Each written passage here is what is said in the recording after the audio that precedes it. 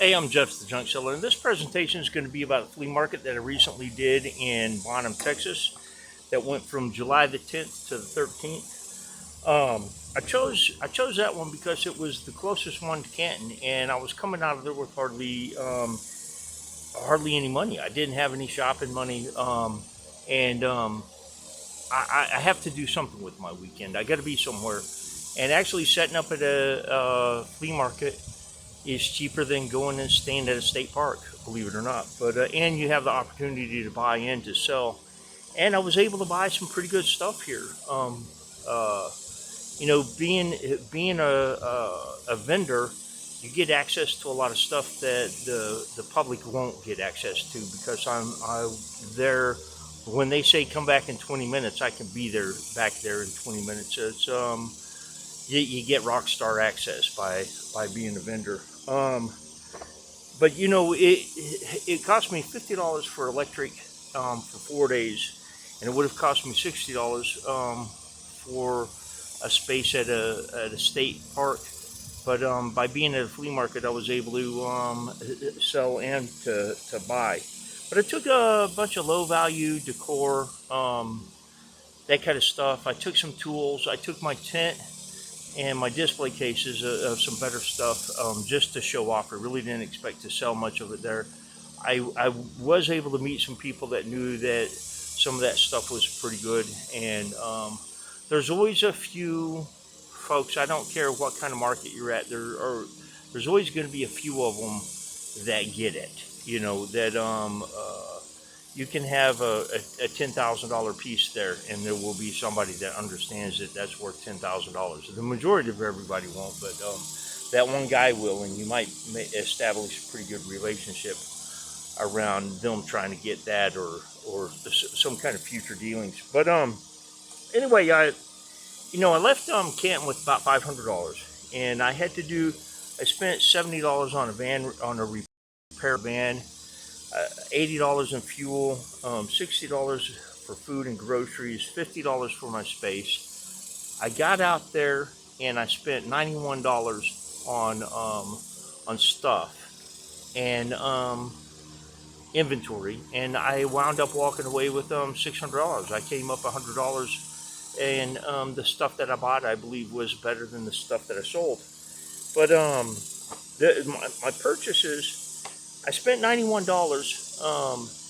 total. I spent $50 on 6 liquor bottles with content. That's for the ATF. I got a collection of photos and ephemera for $15, and there's a lesson in here because that $15 purchase of ephemera was the best buy of the weekend. In fact, it was the best business of the entire weekend. I got some really good photos, and I paid $20 on a coin set, in one of the Littleton acrylic presentation holders. Um, it had two silver, 90% silver half dollars, and melt on those at the time was a little over $13. I think $13.36 a piece. So I paid $20 for them, and there were 2 other half dollars that are uncirculated, a bicentennial half and a 1990 half, and I'll be able to put $3 or $4 each on those and put them in flips and get those sold. But I bought for $4. I paid $4 for a Bonham sterling handle butter knife that should sell for $10 or $12, and I got 2 old Fiesta bowls by Homer Laughlin Company for $1 each. Now, I've decided that I'm going to start backstocking Fiesta because there's so much of the new stuff out that it's kind of brought the value of the old stuff down. And people aren't on resale at a flea market. You might be able to get $1 a piece on or get this stuff for $1 a piece. And if it's old stuff, it's well worth that kind of money. If it's new stuff, you might be fighting for a while to sell it. But I'm going to try to start gleaning a bunch of the old stuff out and getting it put together, just backstocking it, and try to build an inventory, because I believe there will be a day that comes where people will only want to buy the old stuff, And while nobody's differentiating the difference between old and new right now, I need to be stocking it up because I believe that there's some money to be made. I might have to give up a shelving unit or a couple of shelves on a shelving unit in order to back stock all that I get. But I bought those two bowls with that purpose in mind. Um, and of the photographs that I got, there were 33 pieces. She counted out 33 pieces, and then she came to me with a $15 price, which was absolutely fantastic. There were 5 advertising cards for coffees and stuff like that.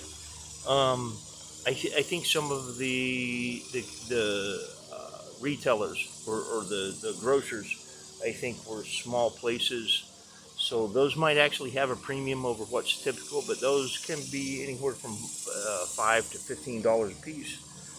And I got 3 Wisconsin logging camp photos that were like 8 by 10, showing them loading logs on the Sault Ste. Marie train line up there in Wisconsin.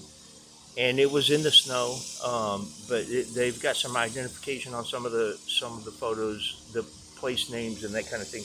There were 8 by 10 photos, and just a set of occupational photos like that from a place, somebody in Wisconsin, somebody in logging. There will be people that will be interested in that, and that's probably $150 for, maybe even $200 for that set of photos. But I got a real photo postcard of a GAR, Grand Army of the Republic reunion, and they're all wearing the ribbons. And one of the men is identified as a guy named Lester Eber Stanley, and he's from New York. I've got a CDV photograph of him as a young man when he was a Union soldier. The pair of those as a pair will probably sell for 100 or 100 and a quarter. It's a pretty good it's a pretty good set.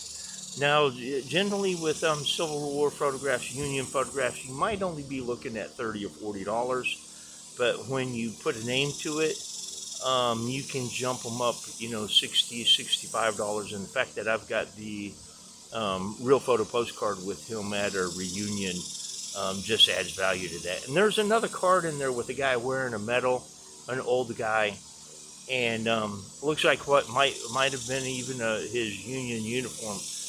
That might be included in all that. There were a handful of real photo postcards that family stuff, portraits, stuff that I can get anywhere from $4 to $15 a piece for. And then I got a whole set of chromolithographed Valentines from the 1970s, school kid kind of stuff. And those have gotten really popular. There are people that actually collect those and scrapbook with those. And those can be worth anywhere from a couple of dollars up to $10 a piece. But I got 33 pieces in all of this. And when she told me $15, I was tickled pink. And that's the reason that I went back and bought the liquor bottles, is they were trying to make that sale. They needed out of it, and all of it most of it was whiskey. One was Bailey's Irish Cream, and another one was Smirnoff vodka. But I figured I'll end up using that stuff to give away to somebody, to as an incentive to make the deal, to sweeten the deal somewhere. Um, but overall, the stuff that was sold, I would have gladly traded what I gained shopping at this market for what I sold at this market. But I got to do it on the cheap. I actually came out of there with $100 more than I started out with when I started that way. But and I gained all that stuff and still ran away with more money than I had before. So it was actually pretty good business. I'm going to have to do it again, I think, maybe next month. I'm gonna have to figure out what I'm gonna do for the week following first Monday. I think that I'm gonna run a sale a week through September, just to stay solvent. It's a time of year for this business, but I was able to score some good stuff, and that's really what it's about.